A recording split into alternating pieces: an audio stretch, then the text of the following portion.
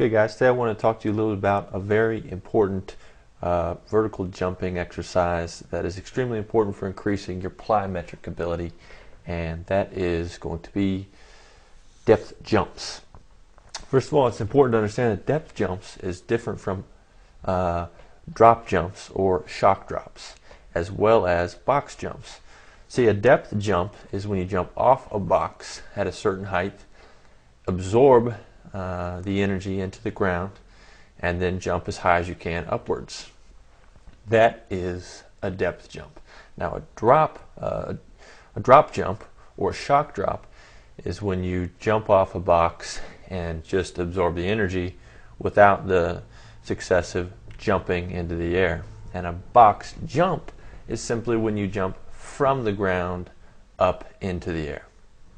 So once again, you've got your depth drop and shock drop, which are more or less the same thing. Some may make a differentiation there. Then we've got your box jump, where you're simply jumping from the ground onto a box. And then you've got your depth jumps, where you're jumping off a box, absorbing, and then jumping as high as you can into the air. Those of you who are on the jump manual know this is an exercise we use on plyometric days, as well as an integration on our strength training days. And this is a very important exercise because it teaches you to do what you do in athletic competition, which is absorb force and then transfer that force into the air. Now, depth jumps do a few different things, and if you watch the plyometric video, you'll understand, but they do increase the tendon stiffness in your Achilles tendon, as well as in other areas in your body, so that you can properly absorb force. Now, if that tendon is not properly stiff, if it's too soft, then you're not going to be able to transfer energy quickly enough to take advantage of the force that's being applied into the ground. And now, really the reason I'm making this video is because a lot of questions get asked, what box height should I use when I'm doing depth jumps? Now, this is a lot of people have different takes on this, but I think that it's pretty simple. And if you have the right equipment, it should be a very easy decision. The height that you need to be using with your depth jumps is the height that allows you to attain the maximum vertical height during the jump. So first of all, what you need to be doing is measuring the jump height of each vertical jump. So when you jump off of the box, you absorb the energy into the ground and you jump into the air. You need to have something that you're touching, or you need to have some way of measuring each jump. Now, you can station the box in front of the rim, or you can station the box at a ceiling level and use the tip of your finger, then use your knuckle, then use the top of your hand.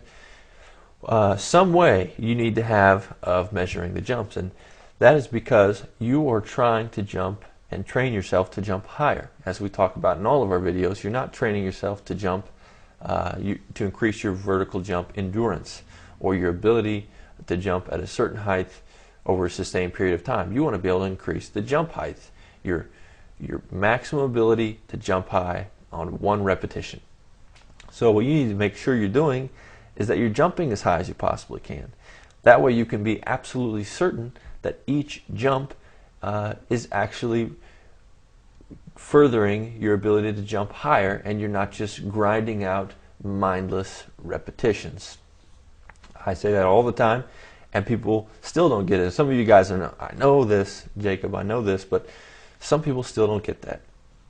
So I think it's very important to internalize that, and measuring it is the surest way to get a bead on that intensity level per repetition. Okay, now, as with jump height, you want to choose, you see, your ability to absorb force is going to determine how high of a box you can use. For instance, some of you are going to jump off a 12-inch box, and you're really going to jump just as high if you weren't jumping off a box. But what you'll notice is you incrementally increase that box height. Maybe you go from 12 to 18 inches, and then to 24 inches, and you keep going up. You'll realize there's a point where you're jumping higher. And then if you go past that point, you realize you're not jumping quite as high. And what you want to do is you want to start with a low box height, test and see how high you jump. Then increase that height.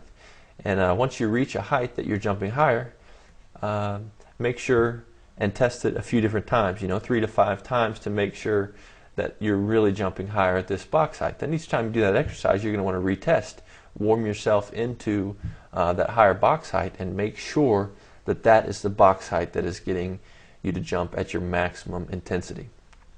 So once you have found the box height that allows you to jump at your maximum intensity, voila, that is what you will use during your repetitions.